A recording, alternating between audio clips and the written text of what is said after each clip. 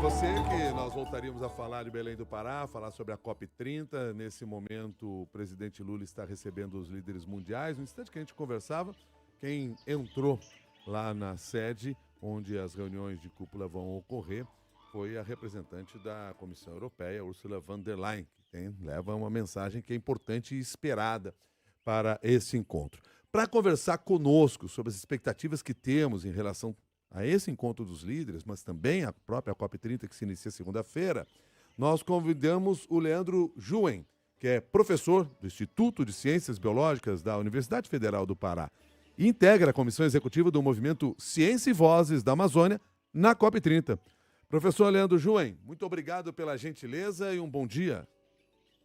Bom dia, Milton. Bom dia, Cássia. Imagina, muito obrigado a você pelo espaço e por essa oportunidade de falar um pouquinho aqui da Amazônia e das expectativas para esse grande evento. Qual é o desafio desses líderes que começam a se encontrar hoje? Bom, a primeira coisa é fazer com que, de fato, nós tenhamos mais implementação, mais ação e menos discurso, né? As COPs, ao longo do tempo, tá tendo avanços, só que, no entanto, ações de fato, recurso financeiro para ser implementada essas ações não está chegando, né? E uma das grandes apostas do Brasil é o Fundo de Florestas Tropicais para Sempre, onde prevê que os países, de fato, comecem a colocar recurso nesse fundo, que é uma espécie de rendimento, e que chegue principalmente para o pessoal que está embaixo da floresta, que é uma das coisas que vocês há pouco colocaram, essa manifestação que vai ser uma COP de pessoas na rua. Então, nós vamos ter muita ação como essa que vocês acabaram de noticiar. E além dessa questão do Fundo das Florestas, que é bastante importante, o que mais deve ser discutido agora nessa cúpula do clima? Bom, a cúpula do clima, Cássia, ela vai ser em 4 momentos. Então, vai ter um momento de plenária, onde o presidente Lula vai abrir, depois alguns chefes de Estado. São previstos 143 representações, sendo 57 chefes de Estado. Então, alguns deles vão ter palavras também nessas aberturas. E depois vai acontecer algumas reuniões temáticas separadas, mas vão ter 3 momentos de plenárias gerais. Uma para discutir transição energética, clima e natureza, onde o Brasil deve apresentar oficialmente esse fundo, né? Depois, uma parte de transição energética aqui para o Brasil também é muito importante, porque nós temos uma matriz diferenciada, né? Então, acredito que vai pesar bastante essa questão, estimular energias limpas, estimular a questão de etanol. E a última sessão, que deve ser amanhã, é a questão da análise dos 10 anos do Acordo de Paris, né? Então, acredito que esses vão ser os temas principais que vão estar nas mesas nos próximos, hoje e amanhã. Leandro Júnior, qual é a avaliação que você faz dessa antecipação da cúpula dos líderes à COP em si? Geralmente ela acontece dentro da própria COP, às vezes até depois. O Brasil inova nesse momento, trazendo para dias que antecedem a COP. Isso pode ajudar nas negociações que teremos a partir da semana que vem? Eu acredito que sim, Milton, porque o que acontece, né?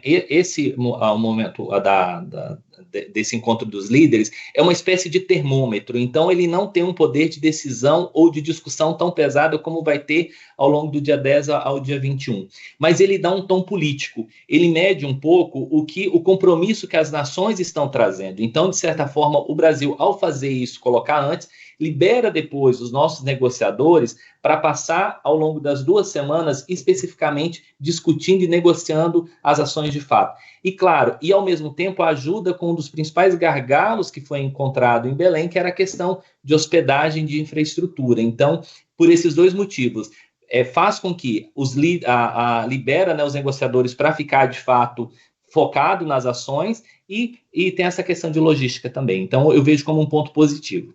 Não é raro que a gente tenha, Leandro, em todas essas conferências, uma espécie de prorrogação daquele prazo final para que seja apresentado aquele relatório conclusivo, né, do que foi decidido durante o encontro. Você acredita que com essa inversão, trazendo os líderes políticos para o início do encontro, a chance da gente ter esse tipo de prorrogação ou de adiamento da declaração final, ela é maior? Isso é outro ponto importantíssimo, Cássia, porque a partir do momento que você coloca já os líderes para conversarem, facilita muito a ação dos negociadores. Então, E um outro ponto que é importante é que, assim, as mudanças climáticas não são uma ação futura, já é uma consequência. Então, se nós pensarmos, Rio Grande do Sul estava há pouco tempo embaixo da água. Jamais era imaginável a Amazônia secar, como a gente está tendo problemas de grandes secas. Então, assim, as consequências climáticas já são sentidas no nosso dia a dia. Isso eu acho que essa urgência facilita um pouco para conscientizar as pessoas e ver que é um momento de ação. A gente precisa de ações concretas. Leandro Juen, quando nós voltarmos a conversar daqui 2 semanas, mais ou menos, lá ao fim da COP30, o que você espera que a gente tenha dado de resposta realmente para tudo isso que está sendo debatido? Uma das coisas, Milton, que nós precisamos com urgência é que o recurso financeiro de fato chegue.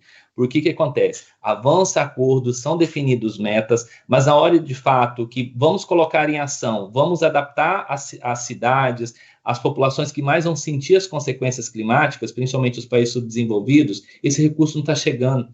Então, o que nós precisamos é que, de fato, seja colocado em documento, mas que seja uma COP de menos política, menos promessa e de mais ação, e principalmente que os recursos financeiros comecem a chegar, isso é o principal. E uma coisa que a expectativa aqui é que vai ser muito diferente das últimas 3 COPs, vai ser uma COP das pessoas nas ruas. Então, até convidando quem estiver em Belém, quem estiver chegando em Belém, participe desses movimentos, vai ser muito movimento social. Aqui dentro da Universidade Federal do Pará, nós vamos ter a Cúpula dos Povos, onde vai ser 16 mil pessoas o tempo inteiro. Então, nós fizemos questões da universidade ficar aberta para que as pessoas da Floresta e dos Rios pudessem ter esse espaço, porque a gente sabe, dentro da Zona Azul é fechado, somente as representações conseguem entrar, mas a cidade se preparou muito para receber todo mundo, para ser um espaço de escuta também. Leandro Juen, muito obrigado pela sua gentileza de nos atender, sua análise, um bom dia. Imagina, muito obrigado a vocês pelo espaço. Bom dia, excelente quinta-feira. Obrigado. Muito obrigado. Professor Leandro Juen, do Instituto de Ciências Biológicas da Universidade Federal do Pará, e que é integrante da Comissão Executiva do Movimento Ciência e Vozes da Amazônia, na COP30. Conversando com você, se referiu aqui à Zona Azul, onde só entram os negociadores, porque lá no Parque da Cidade você tem 2 regiões, diríamos assim, né? 2 distritos divididos, a Zona Azul, que é essa em que estão os diplomatas agora sendo recebidos, inclusive pelo presidente Lula, nesse momento, eu vou dizer assim, o desfile de líderes continua Tem um lá em tapete Belém vermelho do lá. Pará, tem inclusive o tapete vermelho, né? Mas também tem a Zona Verde, onde há outras atividades. E a cidade em si, de Belém do Pará, transformada para essa COP, já com uma série de avanços que se conseguiu obter através das obras que foram realizadas, outros que haver ainda como ficarão nos próximos dias, mas de qualquer forma nós temos aí a cidade de Belém do Pará já vivenciando esse momento, primeiro com a Cúpula dos Líderes. Os líderes se reúnem nesses 2 dias, Leandro Juen explicou muito bem isso para nós ali, o que se terá nesses 2 dias. E aí depois, a partir da segunda-feira que vem, sim, a própria COP30, que é a Conferência das Partes. Quem são as partes? São os países, as nações que se fazem representadas, seus negociadores vão às mesas, participam de reuniões temáticas, participação de sociedade também, enfim, uma série de discussões durante 2 semanas para que se tenha decisões que se transformem em prática. Até porque é isso que se espera nesse momento da COP, da reunião dos países. Porque de conhecimento já se tem bastante, de análise já se fez o suficiente, mas é preciso que se coloque em prática esse momento. Agora são 9h21.